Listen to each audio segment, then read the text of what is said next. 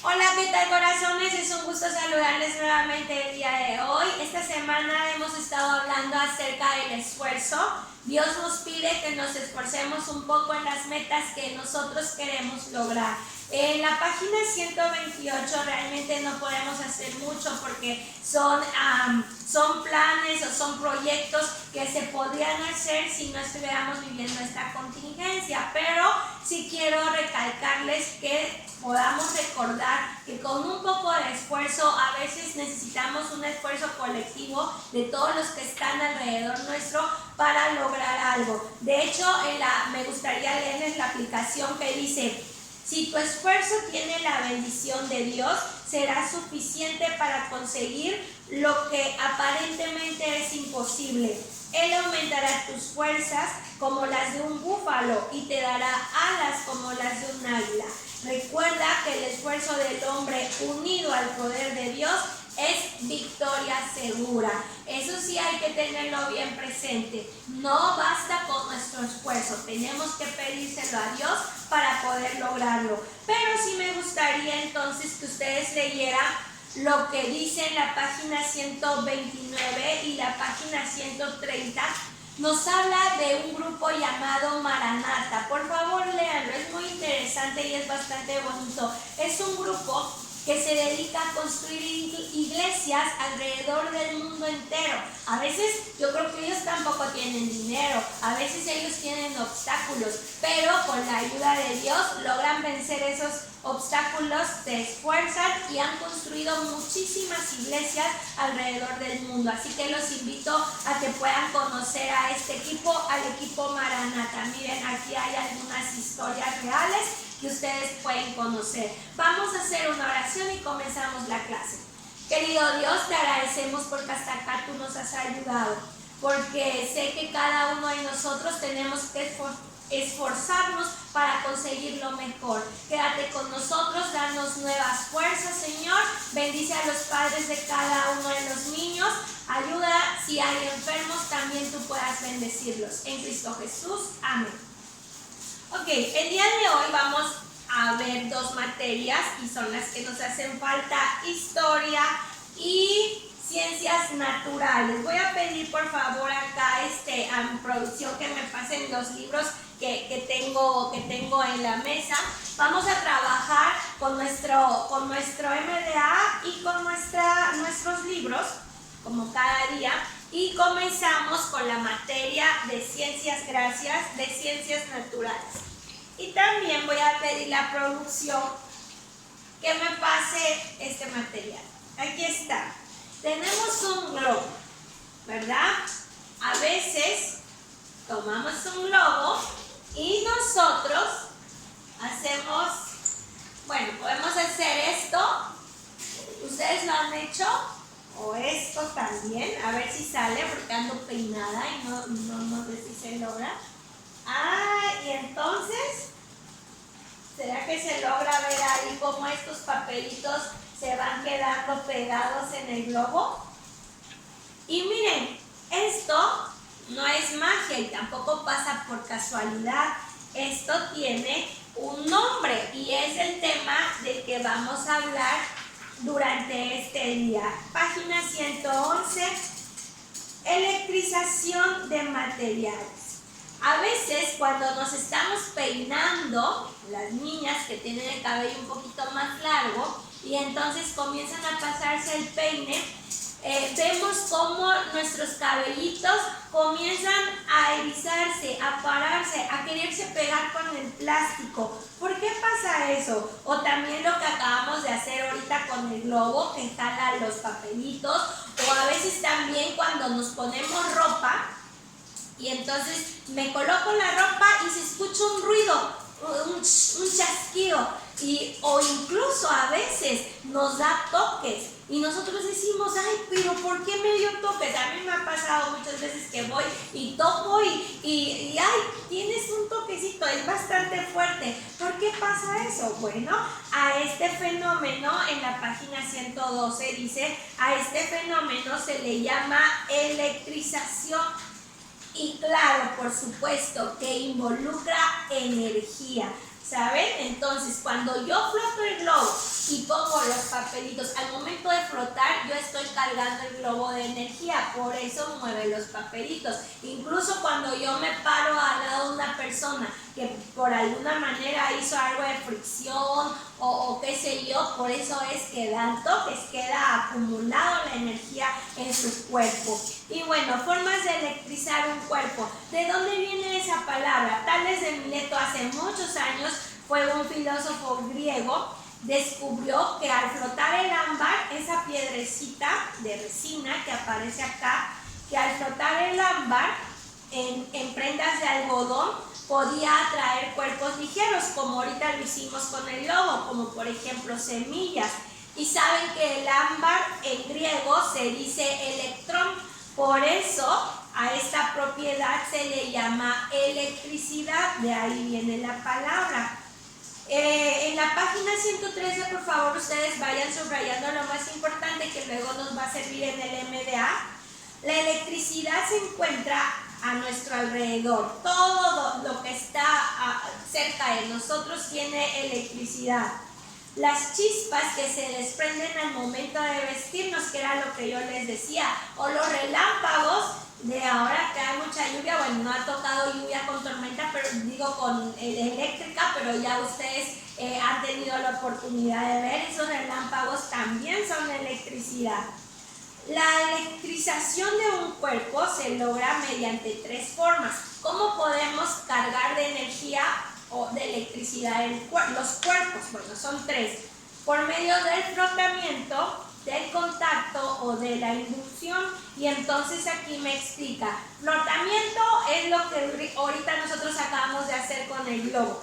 Contacto, cuando un cuerpo ya electrizado toca a otro y transfiere esa propiedad al momento de tocarlo, ¿sale? Y inducción dice que ocurre a distancia cuando se aproxima a un cuerpo electrizado a otro. No necesita estar cerca, sino a la distancia. Y bueno, este es el tema, es un tema sencillo y bastante claro. Ahora ustedes van a hacer la actividad que aparece en el MDA, que también si ustedes no tienen los materiales, bueno, son 196 y 197. En la parte de acá, lo único que van a escribir ustedes es qué pasa cuando ustedes hacen esto. Por ejemplo, ¿qué está haciendo la niña? Describan qué está haciendo la niña. Aquí van a describirlo. Aquí están las tres maneras: frotamiento, inducción y contacto. Describan qué está pasando en cada imagen. Posteriormente encuentran la palabra.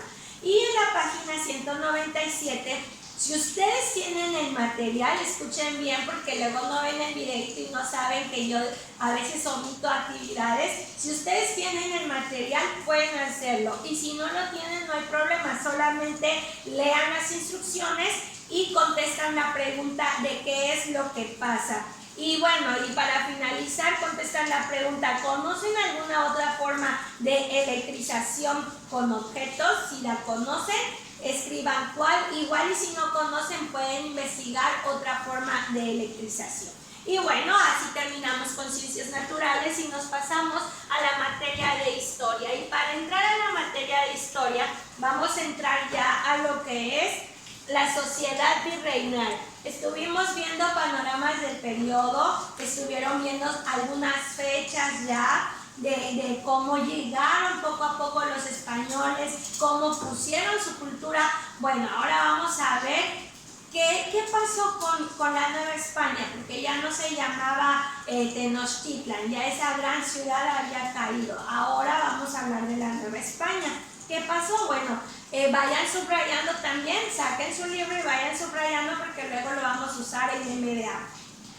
La sociedad virreinal. La sociedad virreinal en la España básicamente se formó de tres grupos: de indígenas, que eran los habitantes de Nueva España, los nativos, de españoles, que fueron los que conquistaron, y de africanos. Ya habíamos mencionado en la clase pasada que a los africanos los trajeron porque la mayoría de los indígenas habían muerto por enfermedades o en la guerra y necesitaban gente que trabajara. Así que básicamente por eso llegaron los africanos a nuestro territorio. La convivencia de estos grupos hizo que se favoreciera para formar mezclas de costumbres, y no solamente de costumbres, ahorita vamos a ver de qué otro tipo de mezclas se formaron. Les decía entonces, vuelvo a repetir, que los esclavos mayormente eran africanos, aunque los indígenas, en algunos españoles, no todos, porque estaba prohibido que los indígenas fueran esclavos, pero el trabajo que les daban era un trabajo muy excesivo. Entonces a los indígenas los ponían en comunidades, les cobraban tributos, les cobraban como impuestos, y aparte al ponerlos en pueblitos, en colonias, también ayudaba para que los evangelizaran, para que les hablaran de la religión cristiana. También vuelvo a recalcar otro poquito acerca de los esclavos africanos. Eran traídos para un trabajo bastante pesado y saben que eran vendidos por una cantidad muy cara. Entonces, como un esclavo africano era muy caro, los ponían a trabajar muchísimo para que les quitaran lo que habían pagado por ellos. Así que estos africanos venían de China, venían de Filipinas o venían de la India. Eran africanos, pero los comercializaban los chinos, los comercializaban en Filipinas o en la India.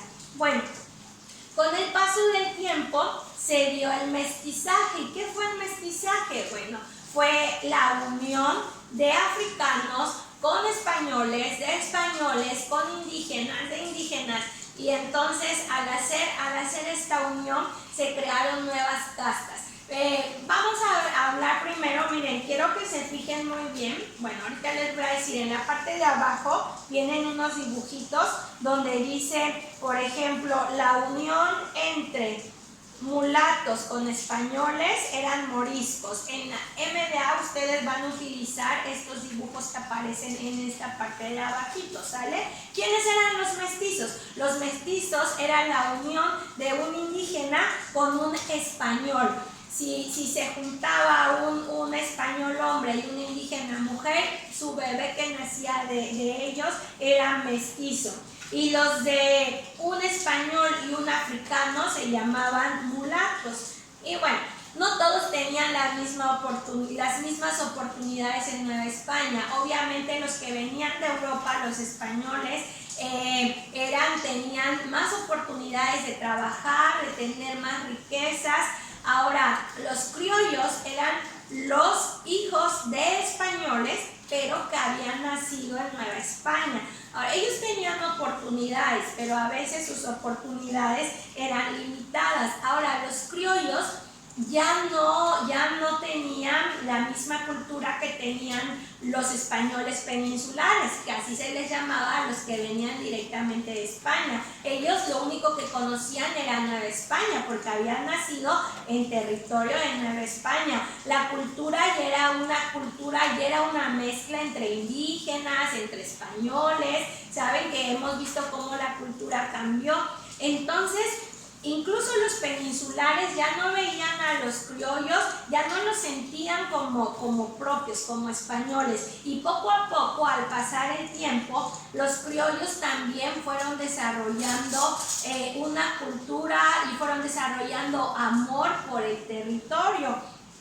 Entonces vemos cómo se hizo o cómo nace una nueva cultura. Ahora, estas tres, los criollos, los mestizos y todos los que ocupaban el territorio de Nueva España, compartían algunas, se veían en algunas ocasiones, por ejemplo, las ferias, en la iglesia, ellos podían relacionarse. Y por último, para terminar, con el paso del tiempo, los criollos, que era lo que yo les mencionaba, se apropiaron tanto, amaron tanto su territorio, su cultura, que poco a poco fueron queriendo pelear por su territorio y tal vez separarse de los españoles peninsulares, que eso es lo que nos va a llevar a otra de nuestras clases. Pero bueno, vamos a terminar con nuestro MDA entonces, con el tema que les acabo de mencionar, y vamos a contestar la página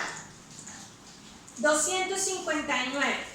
Con los dibujitos que yo les dije del libro, ustedes van a contestar aquí. Aquí están las uniones, ustedes van a poner los incisos. Fíjense en los dibujitos, por favor. Y posteriormente contestan las preguntas que aparecen en la página 259. Y estas son las actividades del día de hoy. Nos vemos la próxima.